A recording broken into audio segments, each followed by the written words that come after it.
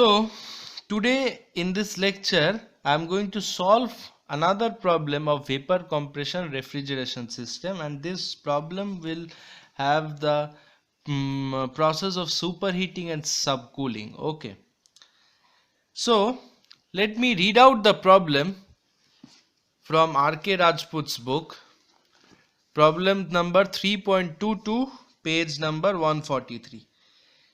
A vapor compression refrigeration system using R22 as refrigerant. Condenser outlet temperature is 40 degrees Celsius. No problem, the condenser is at 40 degrees Celsius. And evaporator inlet temperature is minus 20 degrees Celsius. No problem. In order to avoid flashing of the refrigerant, a liquid suction vapor heat exchanger is provided where liquid is subcooled to 26 degrees Celsius. Try to understand. When the refrigerant is at the exit of the condenser, the temperature is 40 degrees Celsius, but after that it is subcooled to 26 degrees Celsius. Okay, in a liquid suction vapor heat exchanger. I will tell you what it is. The refrigerant leaves the evaporator as a saturated vapor. The compression process is isentropic, and it is given that find the power requirement and COP. If capacity of the system is 10 kilowatts, what is the meaning of capacity of the system? That means they are telling the refrigeration effect as 10 kilowatts at minus 20 degrees Celsius. Of course, refrigeration effect you will observe at the evaporator, and the evaporator is at minus 20 degrees Celsius, and Cp of vapor is given. So we have to find power requirement and COP of the system. Okay, but before that let me just tell you about that flashing. See, this is the pH diagram for this problem. This is evaporator. When it is exiting from the evaporator is superheated, then it is compressed isentropically. Entropy is constant, not enthalpy, and then it is condensed. This evaporation and condensation both are taking place at constant pressure. We know this, and this is the end of the condensation process, and this is the portion of subcooling. This is the portion of subcooling. Now it is done to avoid flashing in a liquid suction vapor heat exchanger. What is the meaning of this? Try to understand. See, theoretically it may seem to you that when it is exiting from the compressor, when it is exiting from the condenser, when it is exiting from the condenser, then it is at this saturated liquid line. That means not even a little amount of vapor is present. Whatever it is present is liquid, but practically some amount of vapor may be present. Okay, some amount of vapor may be present. So if you allow that vapor to pass through the throttling valve for the throttling process, then what happens is that first of all the valves may get damaged due to that vapor. Another thing that happen is that small amount of vapor is passing to the evaporator, but evaporator deals only with liquid refrigerant, isn't it? In evaporator always a liquid refrigerant enters. It gains the heat from the foodstuffs and then it changes into vapor. But if you pass vapor, it is useless and it will require power consumption, which is of no use. So why shall I waste my power unnecessarily? So what we do is that we use flash chamber. In flash chamber, what happens is that in flash chamber, it is a liquid suction vapor heat exchanger. That means it will suck only the liquid and it will absorb the vapor, and it will not allow the vapor to pass. It will block the vapor and it will only pass, and it will only allow the liquid to pass through the throttle valve. So we use flash chamber in between that throttle valve and that condenser. That's why we are doing subcooling. That means if I subcool to this portion, then there is very little chance of having any vapor present. Okay. Now we will start the problem. So first thing is that we need to find the COP. I think you are not able to see. Yes, now you are able to see. Now COP is the first thing that we need to find. What is the formula for COP according to this diagram? It is nothing but refrigeration effect. Refrigeration effect, always remember, it is only in the evaporation process, not in the superheating zone. Only in this portion. So it is 1 dashed. So it is H1 dashed minus H4 divided by work input. Work input means compressor work, H2 minus H1. Okay. So we require to find these values. One is H1 dashed, H4, H2 and H1. Okay. Once we know these values, we will be able to find COP. So without wasting any time, let's start. Actually, this table is already given in the question. This table is already given in the question for R22 refrigerant. If it is not given, just open the refrigeration that chart, okay, that is available to you. You will get a similar type of data available. Okay. So we will find values now. Okay. H1 dashed is nothing but Hg at the evaporated temperature. What is evaporated temperature given in the question is minus 20 degrees Celsius and this is 40 degrees Celsius. Okay. Evaporated is at minus 20 degrees Celsius and the condenser is at 40 degrees Celsius. So H1 dashed is nothing but Hg because it is in the vapor line. So Hg at minus 20 degrees Celsius and the value is given to you in the question. See, at minus 20 degrees Celsius temperature, what is the value of Hg? It is 397.1. 397.5, sorry. In the question it is 5. 397.5. It is 397.5 kilojoule per kg. This is the unit enthalpy. Okay. Now you in this formula now you know the value of H1 dashed, but you need to find the remaining values also. Try to understand. Once I am able to know H3, I will be able to know H4 because H3 is equals to H4 because in this is isenthalpic process. So H3 is equals to H4. Let's find H3. Let's find H3 first. Okay, H3 is nothing but, let me name this point as 3 dashed. This is 3 dashed. H3 is nothing but H3 dashed minus of Cp into T3 dashed minus of T3. Try to understand. This is the process. Let me explain you that this is H3 dashed. As I am moving along this way, enthalpy is increasing. So H3 is what? H3 dashed minus the change of enthalpy in this region, isn't it? H3 dashed minus the change of enthalpy that has occurred in this region, and that is what Cp dt. We know the formula, Cp into T3 dashed minus T3. Remember, 3 dashed and 3, they are in the same pressure line, but they are in different temperature because of the subcooling. If I draw the TS diagram, it will be easier for you to understand. Temperature, entropy. The TS diagram will look something like this. Okay. I'm trying to draw it.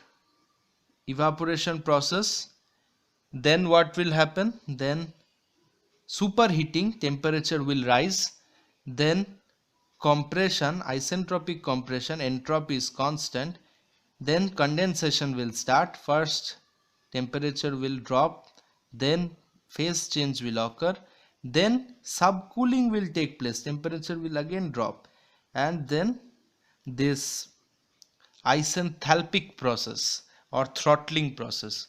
Okay, now this was like that.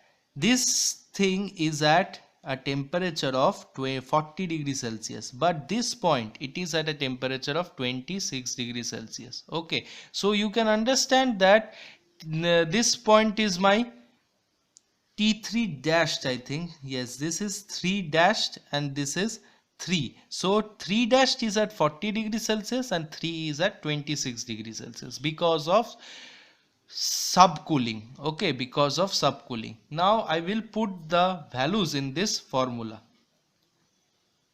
Okay, what is H3 dashed? H3 dashed is in the vapor line, this point. It is in the vapor line, liquid line, this point. So H3 dash is nothing but HF. HF at which temperature? 40 degrees Celsius. Very simple. So it is given HF at 40 degrees Celsius. It is 249.7. Okay. So 249.7 kilojoule per kg. So I will put it in this formula. So what was my formula? Let me write it again. H3 equals to H3 dash minus Cp of T3 minus T3 dash minus T3. So what is H3? H3, I need to find out H3, which H3 dash is 249.7 minus Cp. Cp is given in the question. It is 1.03 kilojoule per kg Kelvin. T3 dashed minus T3. What is T3 dashed? T3 dashed is 40 degrees Celsius minus of T3 is at 26. See, I have kept this in degree Celsius only because I am subtracting. So if I take it in Kelvin or degree Celsius, the result will be same. So answer is coming 235.28 kilojoule per kg. So I have found out H3. Try to understand. I have found out H3. Now H3 is equals to H4, which is equals to 235.28 kilojoule per kg. So H3 is equals to H4. Now try to see the formula for COP, which I have written H1 dash minus H4 by H2 minus H1. So I know H1 dashed at the very beginning I found out. Now I know H4. I only required to find H2 and H1 now. Okay. So I have drawn the pH diagram once more. Now try to understand. I have found out H1 dashed and H4. I only need to find H2 and H1 now. Now to find out this, keep this one important thing in mind, that degree of superheating is equals to degree of subcooling. Okay, that means the amount of subcooling you are doing here, the same amount of superheating you are doing here also. So what is degree of superheating? It is nothing but H1 minus H1 dashed, higher value minus the lower value. What is degree of subcooling? It is nothing but H3 dashed minus H3. Okay, this is the thing. In both the sides mass is multiplied, but mass cancels out. So I'm left with this thing only. Okay, now H1 I don't know. H1, this point enthalpy, how will I know? H1 dash, this I know. H1 is dash is nothing but Hg at minus 20 degrees Celsius, and we have already found out this one, 397.5. So write it, 397.5 equals to H3 dashed minus H3. What is H3 dashed?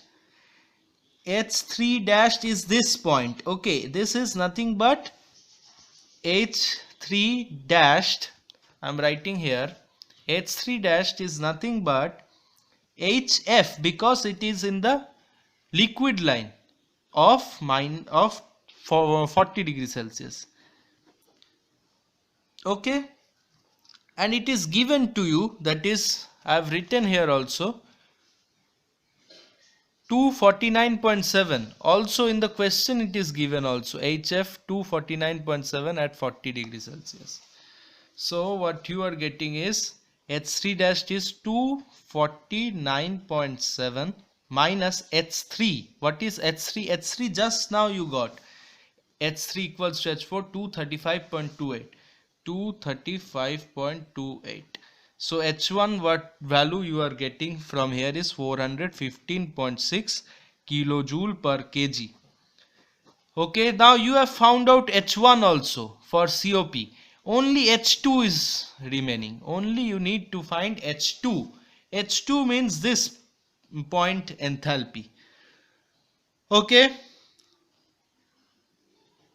you need to find out this.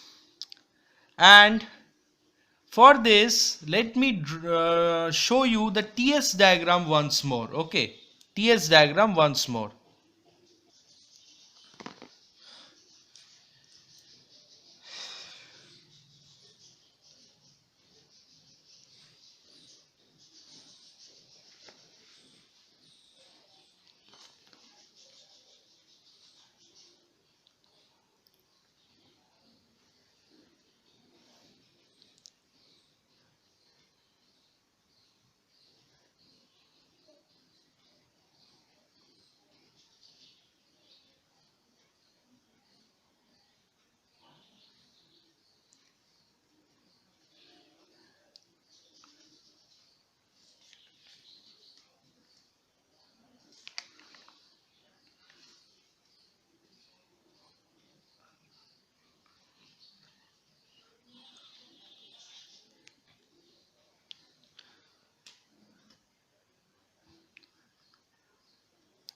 See, we need to find T1. So how will we do so?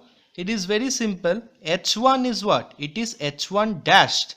H1 is H1 dashed. Enthalpy at this point plus the change in this point. That is equals to the H1. H1 is H1 dashed plus the change what? Cp dt. T1 minus T1 dashed. Okay. So very simple. H1 is what? H1.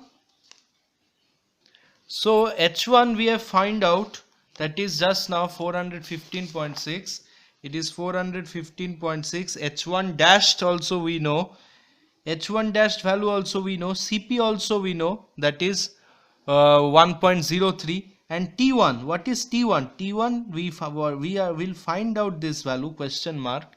And T1 dash, the temperature at this point, it is nothing but minus 20 degrees Celsius. Okay, so T1 dash is minus 20 degrees Celsius. Cp is 1.03. and H1 dash, what is H1 dash? We have found out at the initially 397.5. 397.5. Just put this values in the equation and you will find T1 as minus 2.5 degrees Celsius. That means at the exit of the evaporator it is having minus 20 degrees Celsius. After superheating, this temperature is minus 2.5 degrees Celsius. Okay. Have you understood or not? Have you understood or not? This temperature is minus 2.5 degrees Celsius now after superheating. Now I can easily do S1 equals to S2. We know it is isentropic compression. S1 equals to S2. Watch it carefully. 1, 2. S1 equals to S2. And I can put the formula S1. Try to understand S1.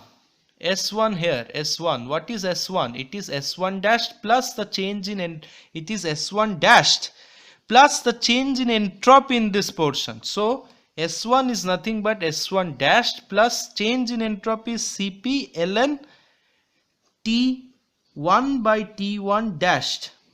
T1 by T1 dash, higher by lower. Okay, is equals to S2. S2 is what? This point. S2 dashed plus the change in entropy at this region. S2 dashed plus the change in entropy is Cp ln T2 by T2 dashed. Okay. Okay, in this equation, Cp value you know, T1, T1 dash you know, T2 you need required to find out, and T2 dashed is nothing but the temperature of this point. It is at 40 degrees Celsius. So 40. Remember, you need to convert all the temperatures in Kelvin. So this will be 40 plus 273. Okay, you need to convert all the temperatures in Kelvin because the Cp value, it is given as kilojoule per kg Kelvin. S2 dash, that means entropy, it is also kilojoule per kg Kelvin. So these temperatures, all the temperature you need to convert it into Kelvin. Remember this. And what is S1 dashed and S2 dashed? See which points they are talking about. S1 dashed is nothing but this point, that is SG at minus 20 degrees Celsius.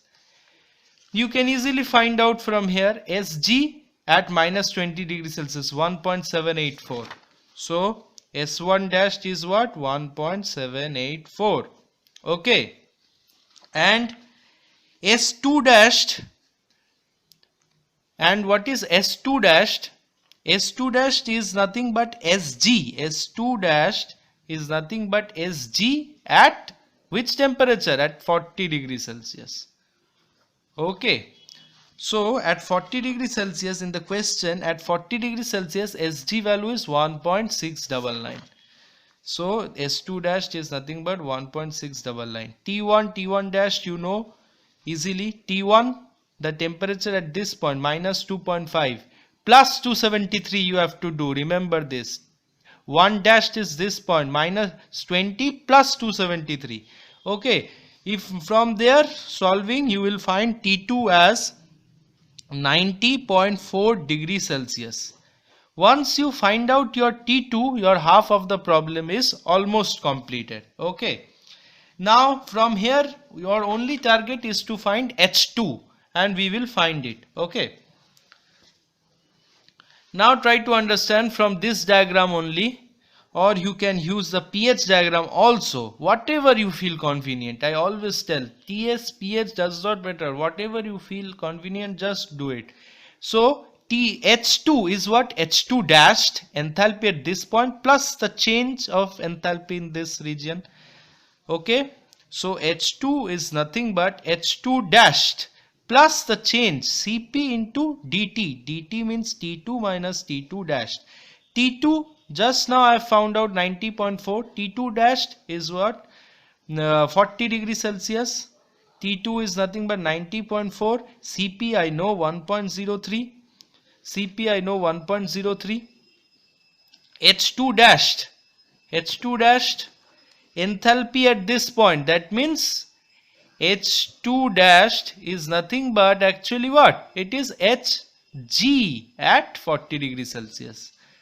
See, Hg, this is Hg at 40 degrees Celsius, 416.6. So just put the values. This will be H2 dashed is 416.6. This is kilojoule per kg. Okay, so H2 value that you are getting, after putting these values you will get 468.5 kilojoule per kg. 468.5 kilojoule per kg. Now you know all the data required to find COP. Just put the value and find out. See, in the question it is given to you that refrigeration capacity is what?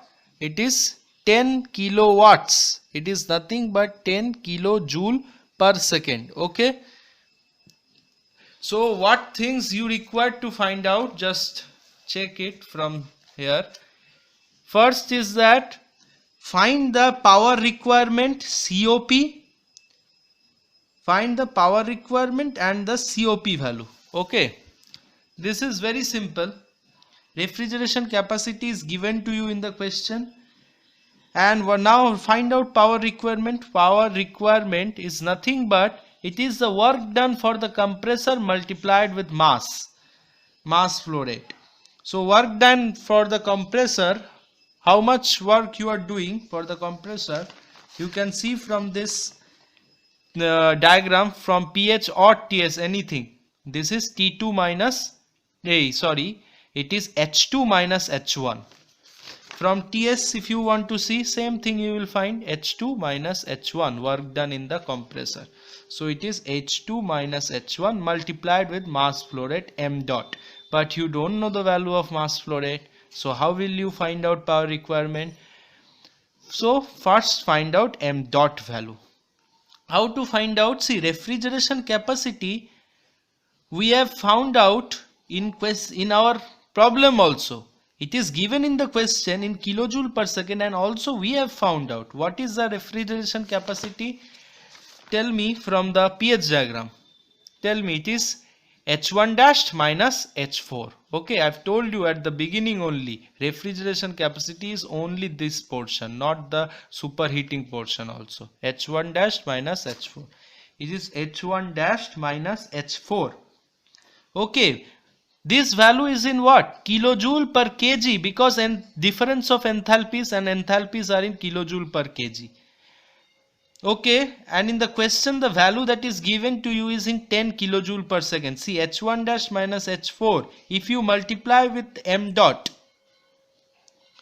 this is in what? Kilojoule per kg. If you this is kilojoule per kg. If you multiply with m dot is what? It is kg per second. Kg cancels out, you will get kilojoule per second, which is actually what? 10. It is given refrigeration capacity in the question. H1 dash value you know, H4 you know. We have found out all the enthalpy values. From there you find out m dot value. Okay, from there you find out the value of m dot. From there you find out the value of m dot. Okay, and you will find that m dot is coming something 0.0603 kg per second. Kg per second, the unit was m dot. Now you can find power requirement. You know H2, you know your H1, you will find your m. You have found out m dot, multiply with m dot, you will find the power requirement. Very simple, isn't it or not?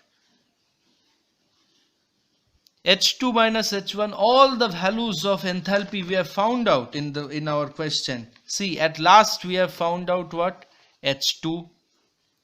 And here somewhat here we have found out H1 also. See, H1. So once you put it in the formula for power requirement and multiply with m dot, which you have found here, you will get the answer, power requirement. And you will get your power requirement as something 3.19 kilowatt. Now COP is what? You can find it from the formula, from this formula, COP, from this formula, or you can find it from COP is nothing but refrigeration effect divided by power input or work input, whatever. So refrigeration effect is 10 divided by power input is what? 3.19 kilowatts. Refrigeration effect is 10 in kilowatts, so no problem. Power input is 3.19. COP you will get 3.13. Okay, this is your answer. So I think you have understood the problem of superheating and subcooling. Okay, how to proceed with this problem. If you understand this problem very nicely, I am sure you will be able to do all kinds of problem in vapor compression refrigeration system. Thank you. If you have any problem, comment. I will try to help you out. Okay.